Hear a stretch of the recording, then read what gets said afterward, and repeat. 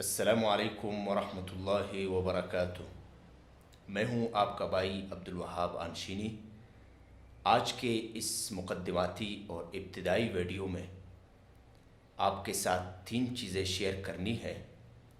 سب سے پہلے کہ کل مقامات اصلی کتنے ہیں اور کون کون سے ہیں، اور دوسری چیز کہ مقامات کے کتنے سٹیپس ہیں،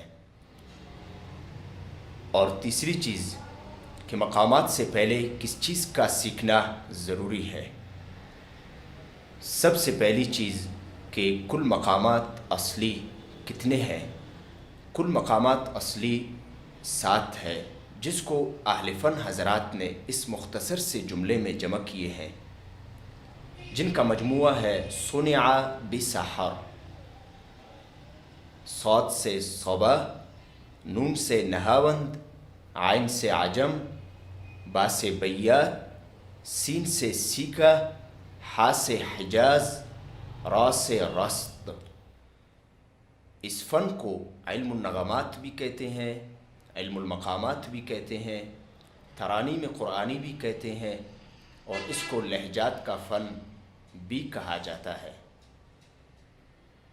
قرآن کریم کی آیات میں استعمال کے وقت ان لہجات کی ترتیب مختلف ہے، بلکہ ہر قاری کے لہجات کی پڑھنے کی ترتیب دوسرے سے اکثر مختلف ہوتی ہے، لیکن اکثر قراء ابتدا میں بیات ہی کا استعمال کرتے ہیں، لیکن میں صنع بسحر کی عبارت کی ترتیب سے تمام مقامات آپ کے سامنے پیش کروں گا انشاءاللہ۔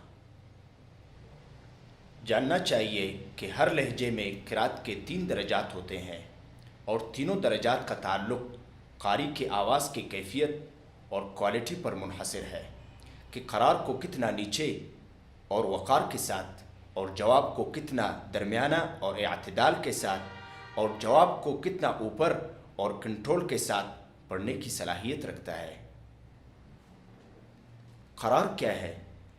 قرار ہر مقام کا ابتدائی درجہ ہوتا ہے، یعنی ہر مقام کا مقدمہ ہے، جس میں آواز ذرا پست اور نچلے درجے کی ہوتی ہے، اور جواب یہ ہر مقام کا درمیانی درجہ ہوتا ہے، جس میں آواز کا درجہ قرار کی بنسبت ذرا بلند ہوتا ہے، اور جواب الجواب ہر مقام کا اونچا درجہ ہوتا ہے، جس میں آواز کو بہت زیادہ اٹھایا جاتا ہے، اور لہجات کے ان تینوں درجات کی رعایت قراء کے ہاں متداول ہے۔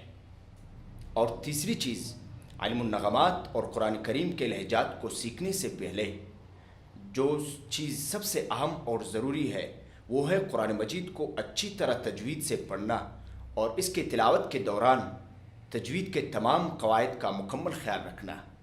اگر کوئی شخص قرآن مجید کو تجوید سے ادائیگی میں کمزور ہے تو وہ سب سے پہلے تجوید سیکھے، قرآنی حروف کے ادائیگی میں درستگی پیدا کرے، اس کے بعد علم النغمات اور مقامات سیکھے، اور اگلے ویڈیو میں انشاءاللہ آپ کو تمام مقامات اصلی کے بارے میں بتائیں گے، اور آپ سے انشاءاللہ اچھے انداز میں شیئر کریں گے، اور آپ سے گزارش ہے کہ ہمارے اس چینل کو سبسکرائب کریں، شیئر کریں اور اپنی رائے دیں۔